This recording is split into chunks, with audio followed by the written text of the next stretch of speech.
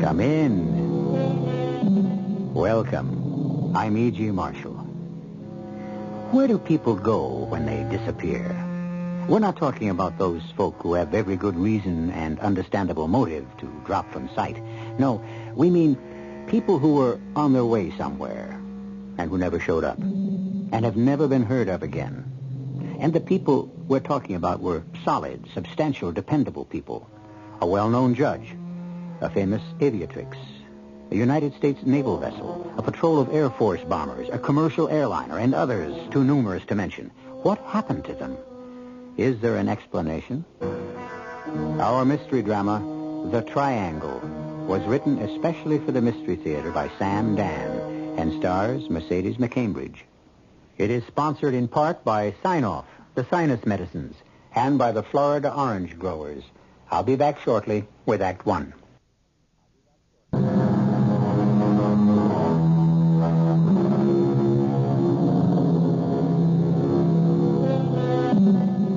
It is a rather well-defined area in the Atlantic Ocean. It is shaped like an isosceles triangle. At one point lies Miami, at the second, Puerto Rico, and at the third, Bermuda. And for that reason, it is known as the Bermuda Triangle. Over the years, at least 100 planes and ships and over 1,000 people have disappeared into its depths without leaving a trace, and for reasons that have never been satisfactorily explained. Hello there, Miami. This is your routine check from American International Flight 7, Old Lucky 7, inbound from near Old London. We're now 215 nautical miles from your first outer marker, bearing 090. Speed... hold it. Hey, Mark, what's that vibration? Mark, that vibration. Hey, Miami. Miami, our position is... The compass is going crazy. It's spinning like a top. We're going down.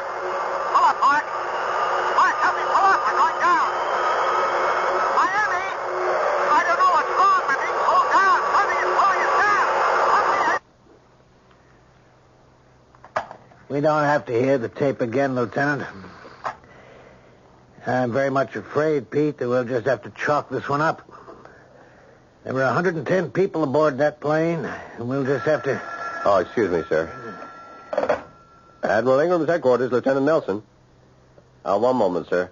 It's Commander Bates. No, you know what he wants, don't you? He wants to know if I'm ready to release the word. Will you talk to him, sir? I'll call him back. Okay. The Admiral will call you back, sir. Are you ready to call off the search, sir? Damn it. 110 people. Yes, sir. We knew his bearing. We could practically pinpoint his location. We combed that area as much as you can hope to comb water for 5 whole days. We organized the greatest peacetime assemblage of ships, planes, and men. Yes, sir. Now, don't interrupt me, will you, Pete? I have to keep saying these things to square my own conscience. I understand. No, don't be so damn understanding, Lieutenant. Fight with me. Argue with me. Convince me there's something else I can do. Another approach, another tack, another plan of action. Admiral, you know those stories in the papers on the air about the Bermuda Triangle? How planes and ships disappear? I know, it's all nonsense. Well, you heard the pilot. The plane was just pulled down from the sky. A sudden electrical disturbance can account for practically anything. That's public relations. I'll talk to him. Lieutenant Nelson. What? Repeat that. Yes, the Admiral will leave at once. Sir, it's unbelievable. Don't editorialize, Lieutenant. Just report. Yes, sir. They have a survivor. That's impossible. A young woman. No one could survive 5 days in the water. But they got her, sir. She's aboard the carrier.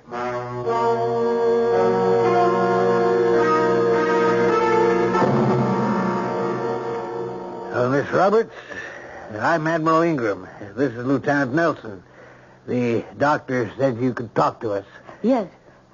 It must have been a harrowing experience. I'm all right. Yes, I see that. Miss Roberts, you know you're the sole survivor. That's what I've been told. Can you tell us what happened? I don't know what happened. Well, surely you can remember something. I don't remember anything. Yes, well, perhaps this isn't a good time to talk to you. No, that doesn't matter. I just can't tell you anything. Miss Roberts, your plane went down 5 days ago. Yes, according to the calendar. And you were just picked out of the water this morning. Yes. And you claim to be Judy Roberts. I am Judy Roberts. The Judy Roberts who was a passenger aboard American International Flight 7 from London to Miami on June the 15th. Yes. Admiral, may I talk to you a moment? How could she live 5 days in that shark-infested sea? Well, she was lucky. She could survive without food, without water? Obviously. Well, why doesn't she look it? Why isn't she all shriveled up and dehydrated? Why isn't her skin burned and raw? Why isn't she hysterical or delirious? She looks as if she just stepped out of a heated swimming pool at a country club. Yes, I thought of that, too. We sent her fingerprints for confirmation. We checked out her teeth with a dentist. She's Judy Roberts. Miss Roberts, why won't you tell us what happened? I told you I don't remember. Well, could you tell us everything you do remember? I was sitting in my seat. I'd fallen asleep. Yes? And I was conscious of a loud roaring sound. I don't know if I was still asleep or awake. I had the frightening feeling that I was falling, that the plane was out of control. And then I must have fainted, because the very next thing I knew, I was here in this bed, and I was told that I'd been rescued after 5 days in the water, and I'm now on an aircraft carrier. And that's all you know? That's all I know. You have no memory of the crash? No. You remember how you got out of the plane? No. The life belt you were wearing, do you remember inflating it, putting it on? No. Well, how about the 5 days you spent in the water? I don't remember being in the water. Miss Roberts, look, may I say something? Yes, if you like. We have 3 possibilities here. First, you're not Judy Roberts. I am Judy Roberts.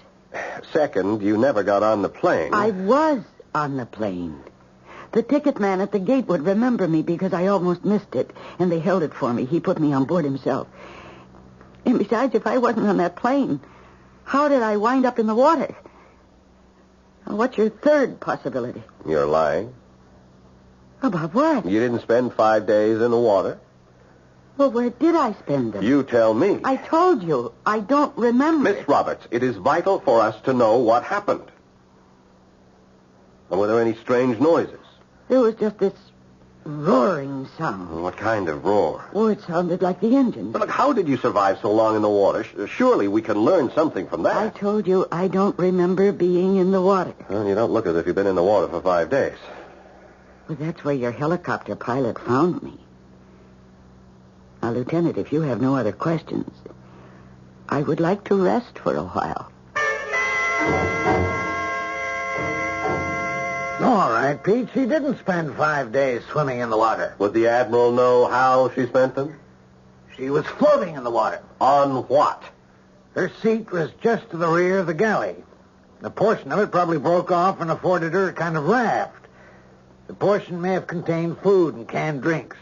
She could have had blankets to shield her from the sun. Sir, how does it happen that this so-called raft was never spotted? Well, Lieutenant Miller, who sighted her, says his attention was attracted at first by something shiny that looked like a painted part of a fuselage. Well, why wasn't it there when he arrived? Well, it probably sunk. Yes, sir.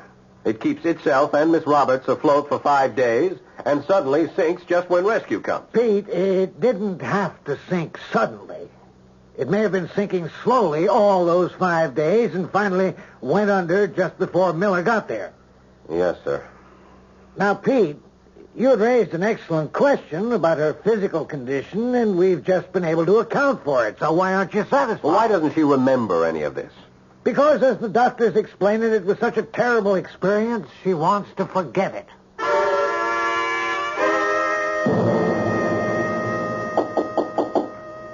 Come in. Oh, Miss Roberts, I'm sorry to bother you. Then why do you? I don't know, but I wish I could believe your story. Lieutenant, it doesn't matter to me whether you do or not. No, I don't believe that either. Because it does matter. You're a girl who's Well, quite sensitive to the opinions of other people. Oh, how would you know? I understand you're 32 years old. You live with and support your mother. That tells me something right there. What? Well, when an unusually pretty girl still lives at home after she's 30... Really, I don't think that should concern you. That's true. I learned also that you're shy, you don't have many friends, and this 10-day trip to London was your first vacation in years. Oh, did you have a good time, incidentally? Oh, yes. I'll bet you didn't. Now, really, Lieutenant, I'm grateful to the Navy for saving my life, but do I have to submit to cross-examination? As if I have guilty knowledge? You'll be leaving us in just a few hours. Judy, tell me, where did you spend the last 5 days? In the water. I just can't believe it. Well, do you believe that the plane went down? It had to go down. Then where else could I have been? I can't believe you were in the water. I'm sorry. I'm sorry, too. I'm sorry for you. Why? Your troubles are about to begin. Well, I've just been rescued. My troubles are over. Judy, do you realize you are the sole survivor? Well, you are, aren't you? Yes. Well, you'll find out what that can mean the hard way. You'll be surrounded, hounded, badgered, not just by the press. Oh, they'll drop you soon enough. After all, tomorrow you'll be just yesterday's news. But by friends, the relatives, the loved ones of the other passengers. Did you see my husband? What happened to my wife? Is my daughter really dead? How did you survive? Well, I won't know the answers to any of those questions. People won't believe you. Well, they'll just have to. For years to come, no one will let you alone. Well, there's nothing I can say to anyone. There were 109 other lives on that plane besides yours. Oh. I didn't think of that. You didn't think of that? Until just now, I thought I'd just... You would just what? Well, that I'd just say nothing. Judy, what do you know?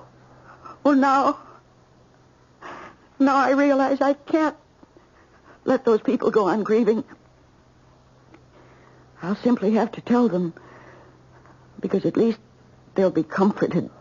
Why didn't you tell us the truth in the first place? Because I was afraid no one would believe me. But that doesn't matter now. Because I have no choice. I've got to tell the world exactly what happened. It began when we'd just flown high over Bermuda.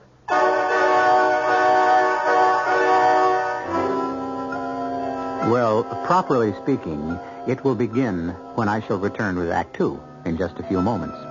Some of you strict constructionists might grumble, why couldn't she tell it to us in the beginning of Act 1? To which I have but one answer. It's her story, and she's telling it in her own way. But however it's told, I assure you, it's well worth waiting for.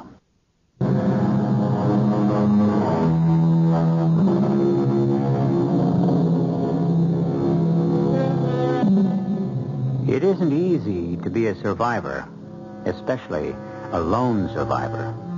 The only one left alive, where 109 others have perished. Or have they perished?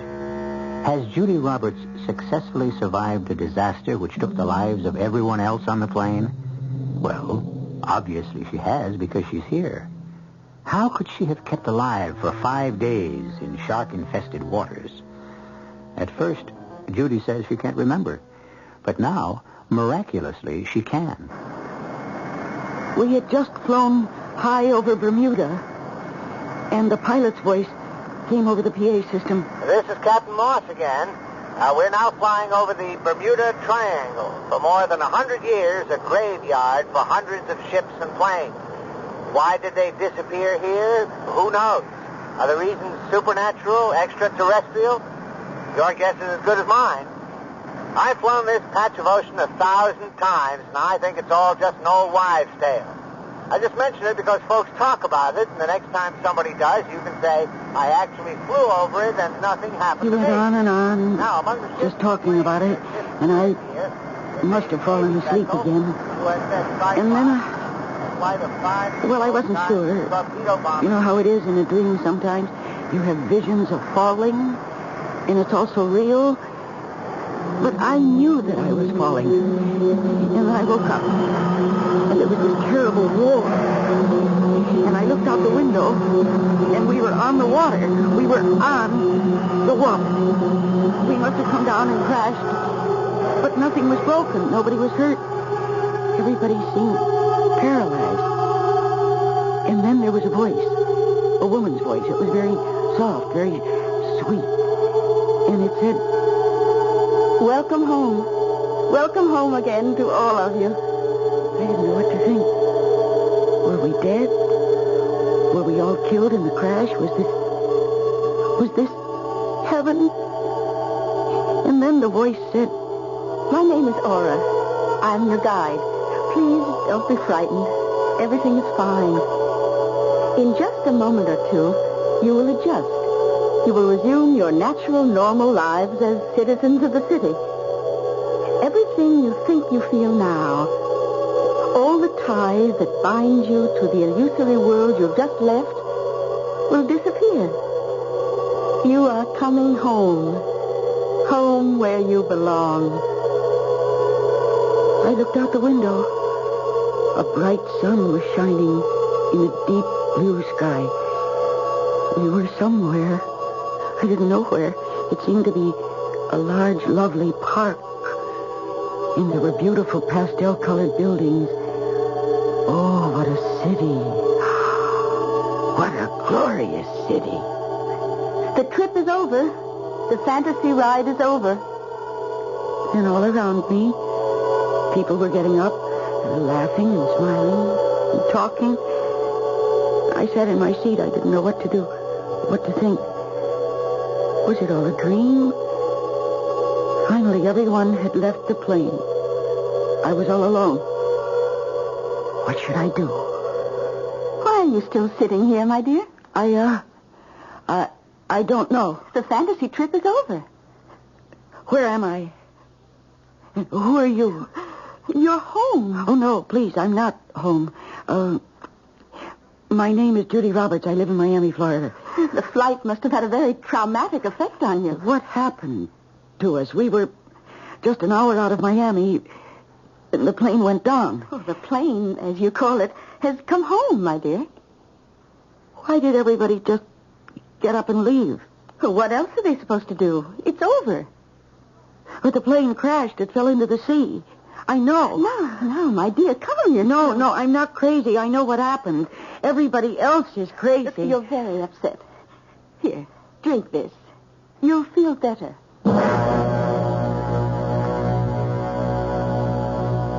You're the very first person who went on a fantasy tour and simply cannot seem to snap out of it. Please, will you humor me? Tell me who I'm supposed to be. My dear, you're a citizen of our city. What city? The city. The city of the people. Which people? The people.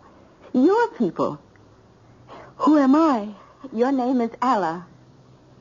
Where's my mother? Your mother? There's no record of your having a mother. Oh, dear. Arda, please come in. Hello, Alla, darling. Well, you're our pilot. You're Captain Moss. Darling, what are you saying? You're our pilot. The pilot on Flight 7. American International Airlines, Flight 7, London, Miami. We crashed. We went down. Oh, no. Oh, why doesn't he remember? Why doesn't he? Because it never happened. Oh, you are Captain Moss. My dear, you're ill. What have you done to us? Who are you? Arda, will you watch over her? Of course. I love her. Let me know if she isn't feeling better. I'll look in on you soon again. Captain Moss, how did it happen? How did all this happen? Listen, Alla. No, my name isn't Alla. And you listen. You're an airline pilot, and I'm a secretary. I live in Miami. Miami? Yes, please, now let me talk. We were somewhere between Bermuda and Miami when the plane suddenly went down. It crashed. I don't know why it wasn't destroyed. I don't know why we weren't all killed. Well, it must have been part of the fantasy. But everybody on the plane began acting so strangely. As if they didn't know who they really were. As if they were other people. And you yourself, you think that you're somebody else. But you're the pilot. You're Captain Moss.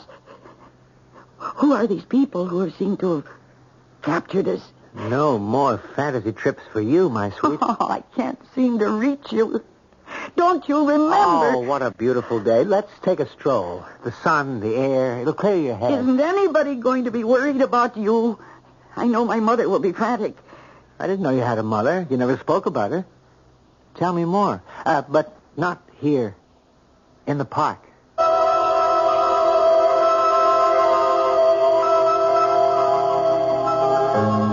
Isn't it wonderful? Isn't it lovely how happy everybody is?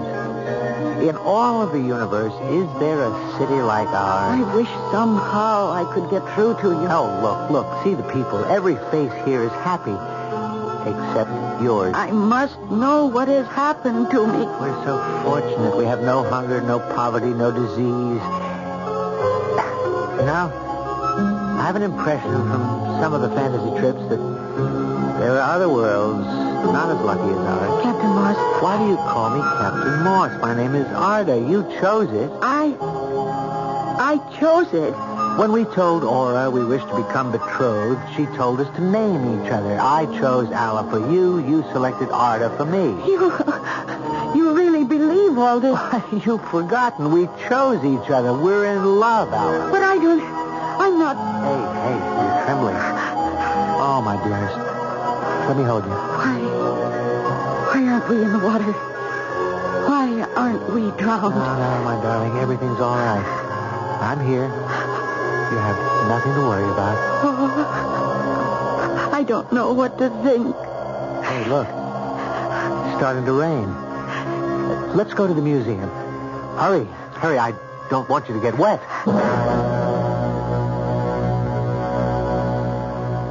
Isn't this museum a wonderful place? I see the people with their children. One day we'll come here with little ones, too. Captain Moss, listen to me.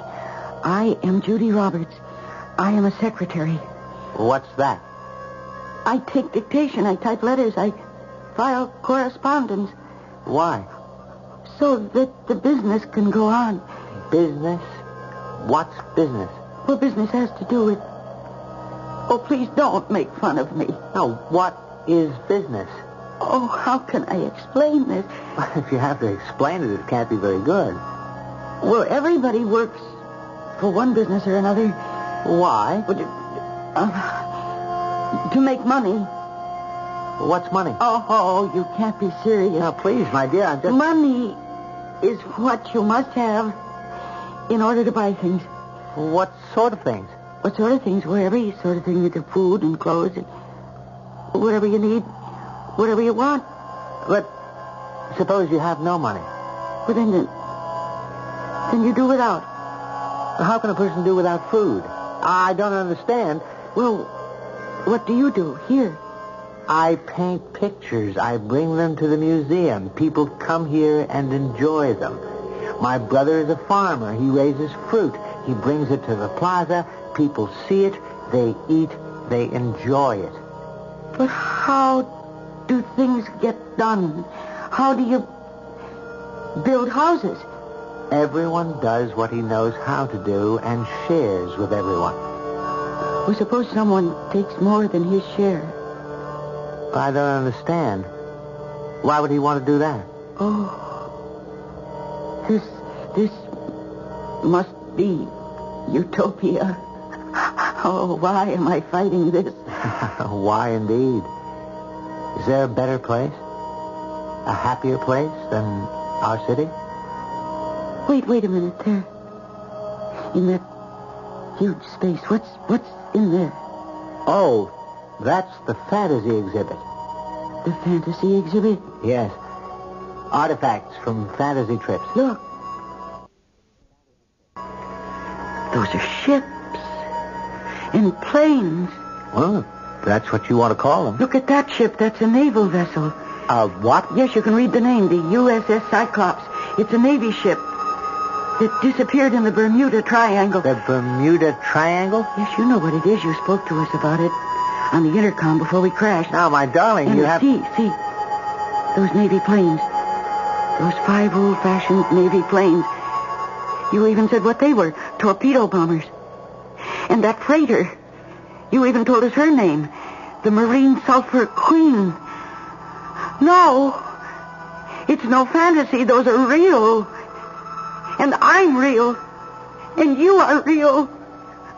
What are we doing here? What is this place?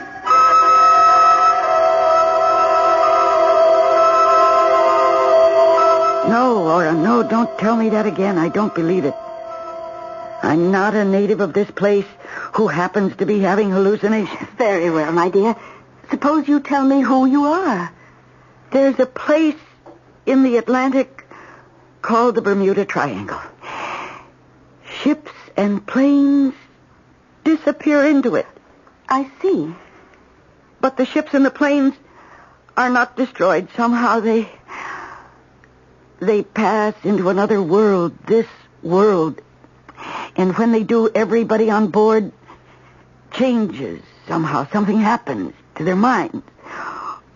Or you do something to their minds, which makes them believe that they belong here and they forget who they were back on Earth.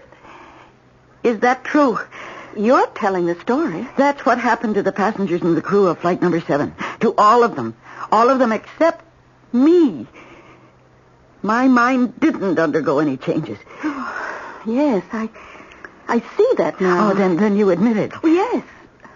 We wish you no harm, only good. And now that you're here, I'm afraid you must stay.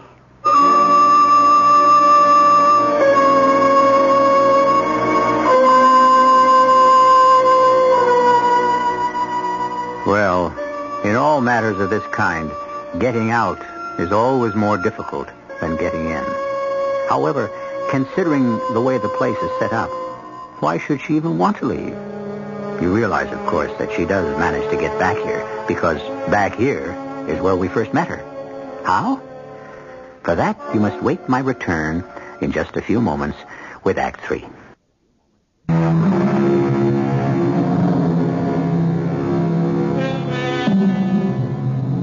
There's an area in the Atlantic known as the Bermuda Triangle.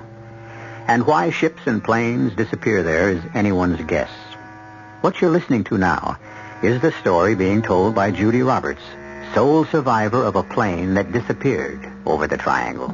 And she insists that it's a gateway to another world, a world she has become desperate to leave.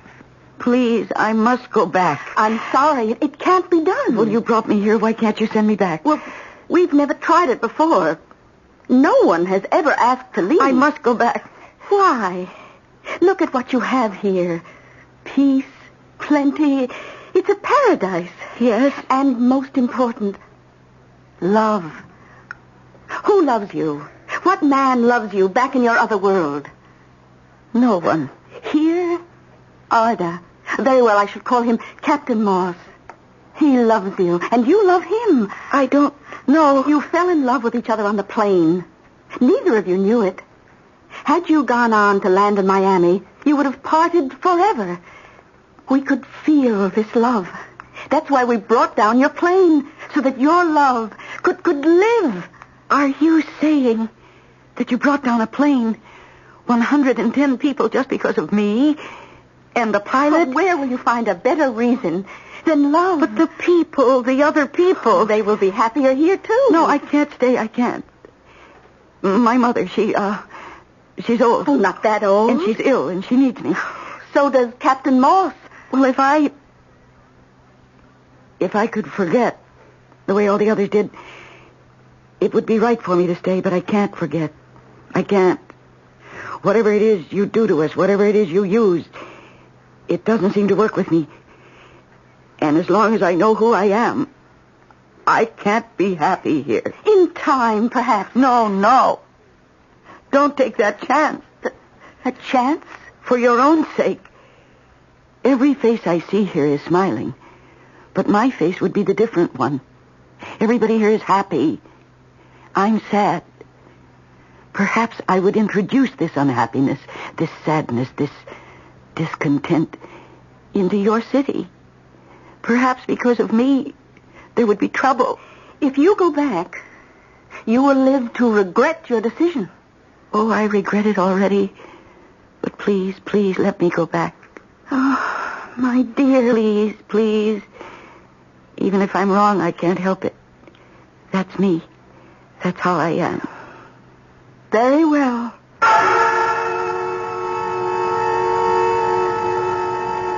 You see, Lieutenant, there's some kind of thing, a space, a tunnel, whatever, I can't say, between the worlds. And they took me to it. And then when they saw a helicopter off in the distance, they knew that I'd be safe. So they just sent me back. And that is what happened. Well, Lieutenant Nelson, can't you say anything? Wow. Is that all you can say? No. No, I can say this. Stick with your first story. Which story? The one where you just don't remember anything. But I'm telling you the truth. You'll never get it to fly. Don't you believe me? Please, don't put me on the spot. Tell me. It doesn't matter. The problem is, look, if you tell that story, people are going to insist you're a nut. But it's true. Well, that won't help you. Look, I was wrong. You were telling the truth the first time when you said you couldn't remember. You're the one who convinced me to tell the truth. And I see now that you were right. I must tell the truth.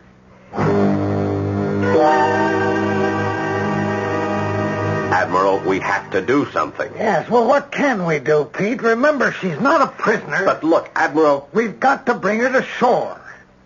And she's free to go. You heard her story. Yes. Would you know what will happen when she tells it? Yes. People will say, poor girl, she's undergone such a terrible ordeal. No wonder it affected her mind.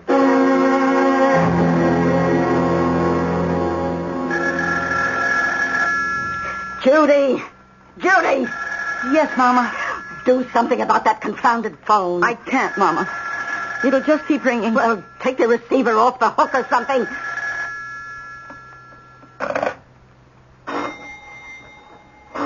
Oh, go away. We don't want any.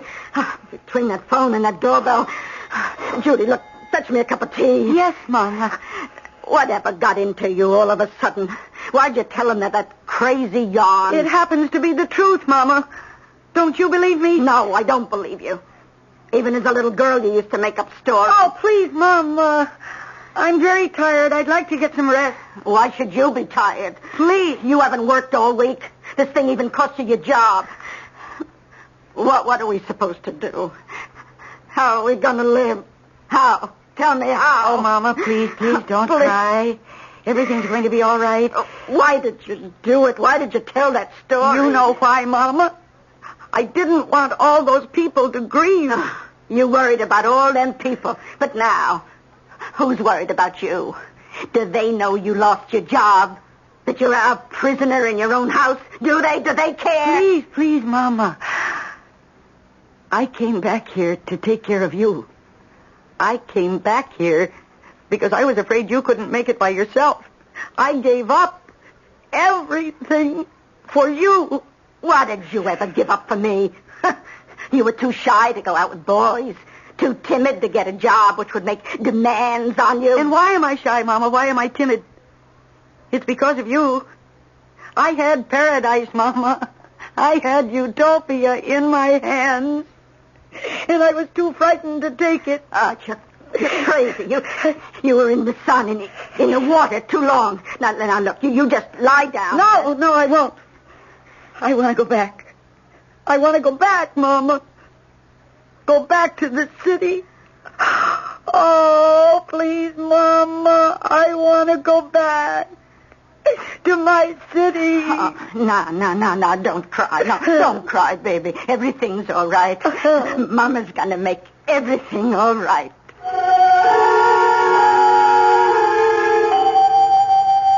There's nothing further on Judy Roberts' disappearance.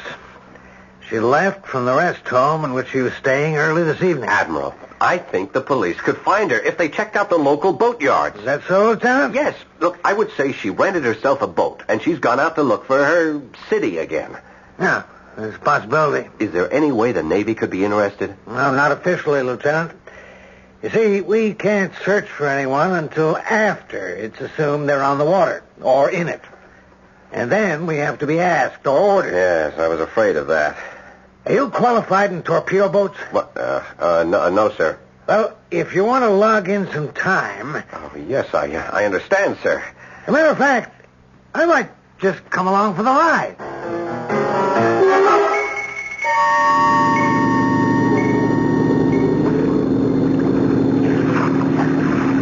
Not a sign of her, sir. I also ordered the air patrols to keep an unofficial eye out, but we don't even know if she's out here. The boatyard people described her pretty well.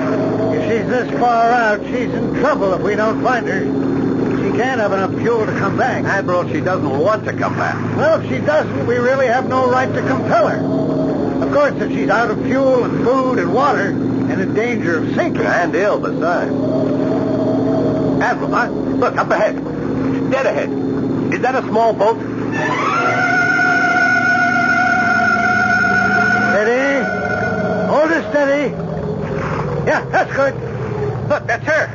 There, she's lying on the Hold bottom. her steady there. Corman, we'll need some blankets and something hot to drink. I'll go into the boat and get her. All right, let's do it quickly, Pete. I don't like the shape of those clouds. Hold that boat steady. Judy. Oh, no. Go away. Judy, you'll die out here. There's a storm coming. No. I'll be all right. I'm looking for Aura. She'll know that. Taking you off this boat. Oh, no, don't, please. Judy, you don't want to die. No, let me go, please. I'm too tired to fight you. Put me down.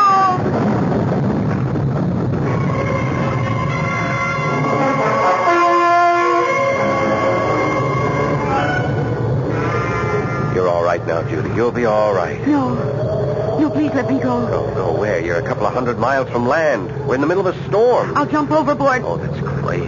Listen. Can you hear it? Do you hear it? That roar. That roar that I told you about. I heard it on the plane. We're falling. We're falling. Don't you feel it? Something wrong with the boat. We must have been swamped. We're being pulled down. I gotta get you up on deck. We gotta get out of here. No. It's all right. Come, we gotta get out. We're only falling. You'll be all right. It's only a fantasy trip. Don't be afraid.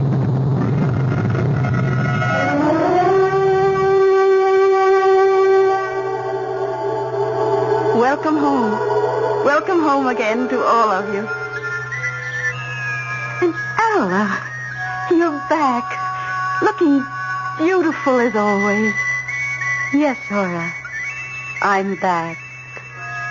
I'm really back.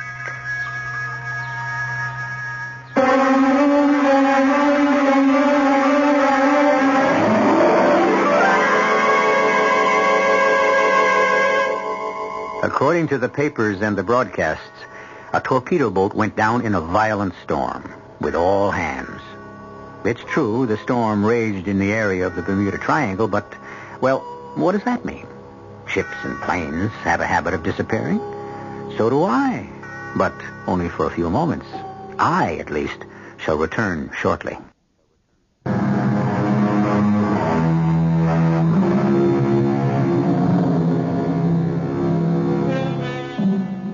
The Bermuda Triangle.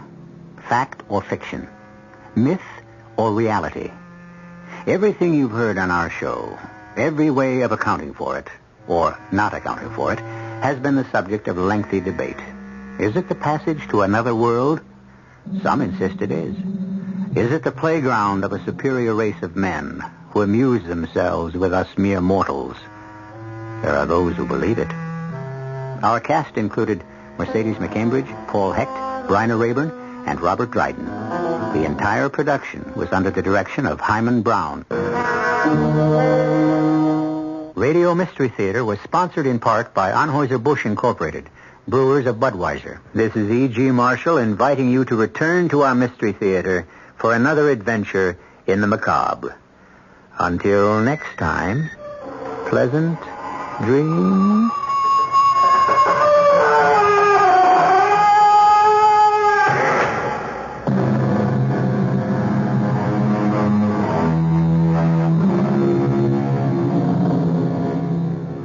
Tonight's WR Mystery Theater was brought to you in part by ShopRite Supermarkets, where you get a lot more for a little less. The preceding program is furnished by CBS Radio.